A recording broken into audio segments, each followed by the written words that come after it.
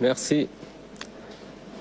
Je voudrais, avant de commencer, présenter mes condoléances à tous ceux qui ont perdu un être cher dans cette pandémie et prier pour le repos de l'âme de ceux qui nous ont quittés.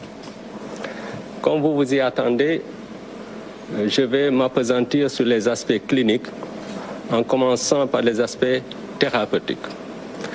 Actuellement, l'analyse de nos données porte sur 838 patients et non sur 559 comme la fois passée. Et parmi ces 838 patients, nous avons 727 patients âgés de plus de 12 ans.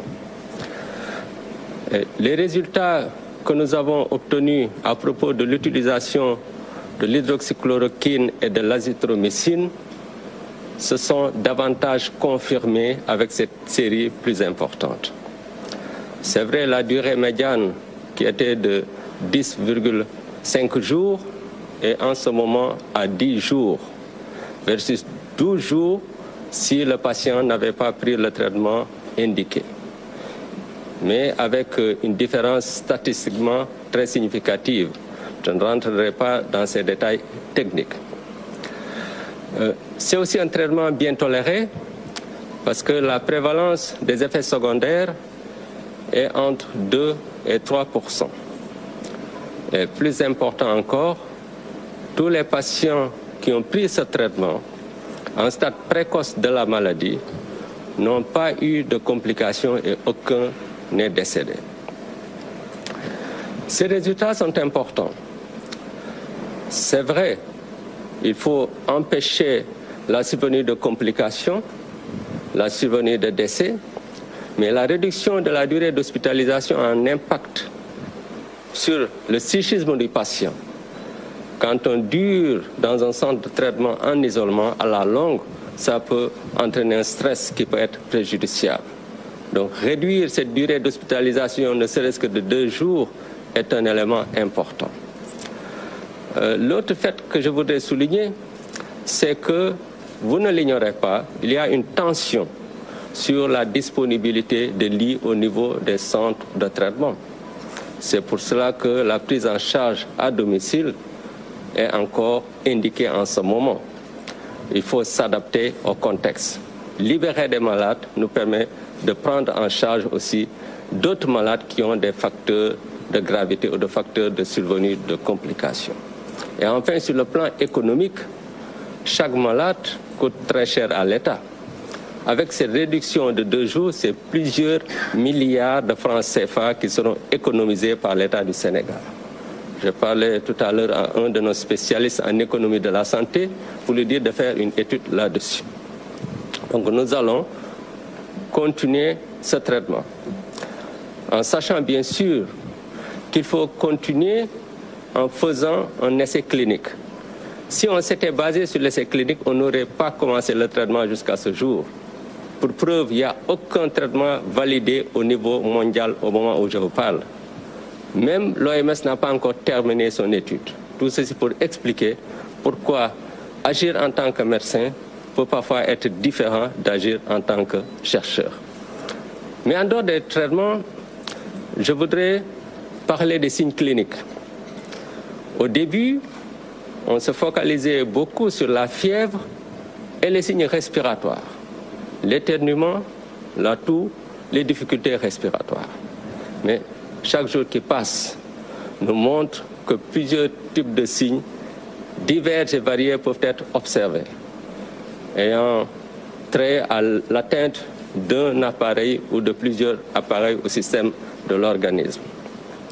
Je ne vais pas détailler tous ces signes, mais 2 signes ont attiré mon attention. C'est l'anosmie et l'ageusie. L'anosmie, c'est la perte de l'odorat. L'ageusie, c'est la perte du goût. Plus précisément, un trouble de la perception du goût du salé, du sucré, de l'amer, de l'acide et même du goût du glutamate de sodium. Ces signes sont évocateurs de Covid-19 durant cette période. Je ne dis pas spécifique, parce qu'on peut les voir dans la grippe et dans d'autres pathologies. Mais dans plus de 50% des cas, les patients qui présentent ces signes, quand ils sont testés au Covid-19, s'avèrent véritablement être infectés par le virus SARS-CoV-2.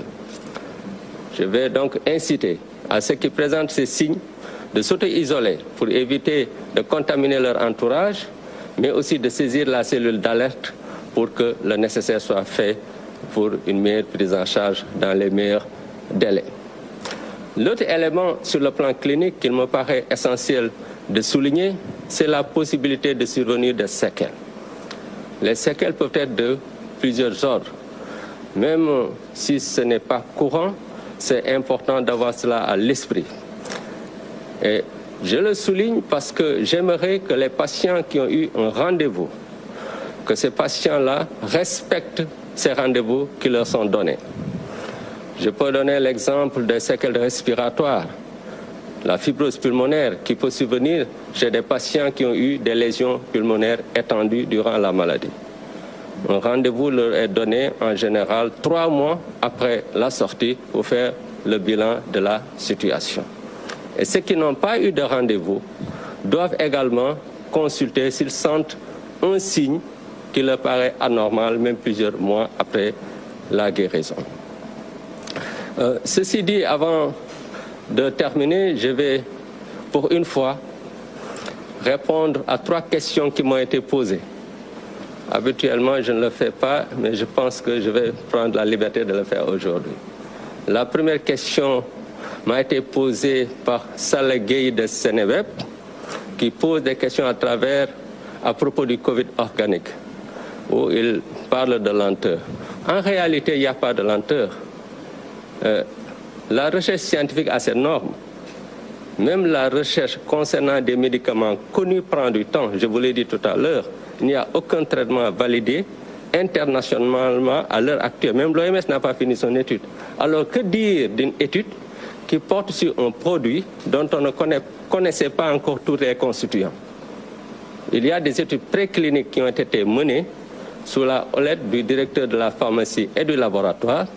Et probablement, dans les jours ou semaines à venir, nous recevrons le rapport et à partir de ce rapport, nous verrons comment asseoir un essai clinique parce qu'il faut évidemment tester le Covid organique, mais aussi l'artémisia du Sénégal. Donc, le processus suit son cours. La deuxième question, c'est celle de Awa Gueye de RFM, qui pose des questions, je crois, en rapport aux différents aspects de la maladie. Oui, nous avons une mine d'informations sur cette pathologie. Mais évidemment, nous ne communiquerons publiquement que sur des éléments qui permettent de donner des recommandations ou des conseils. Il ne sert à rien de vous donner des chiffres sur tout ce que nous avons. Par contre, sur le plan scientifique, toutes ces données feront l'objet de plusieurs publications qui vont être faites en temps voulu. Et tout ceci, c'est quelque chose également qui prend du temps.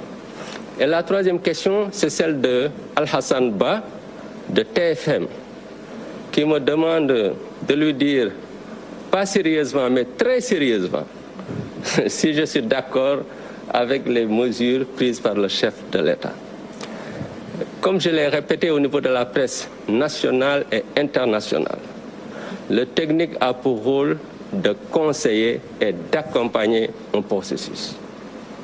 Il n'appartient pas aux techniques de dire est-ce qu'il est d'accord ou pas d'accord par rapport à une décision de l'État. Pour la simple et bonne raison que le scientifique, même si je vais utiliser un mot péjoratif, est quelque part borné. Parce qu'il est scientifique, il s'occupe des aspects scientifiques. C'est le président qui a une vue sur les aspects économiques, les aspects sociaux, les aspects sécuritaires, les aspects géostratégiques, les aspects diplomatiques. Donc quelqu'un qui a une vue globale est plus à même de connaître la décision qui est la plus bonne, qui est la meilleure pour le pays. Donc ça, j'aimerais vraiment que ce soit très bien compris. D'autant plus que, en cas d'épidémie, au début, le scientifique peut commander les décisions. Mais quand l'épidémie dure du fait de ces différentes implications, ce sont les réalités du terrain qui commandent les décisions à prendre. Vous voyez, même sur le plan scientifique, on sait que la prise en charge à domicile, ce n'est pas préférable dans notre mode de vie.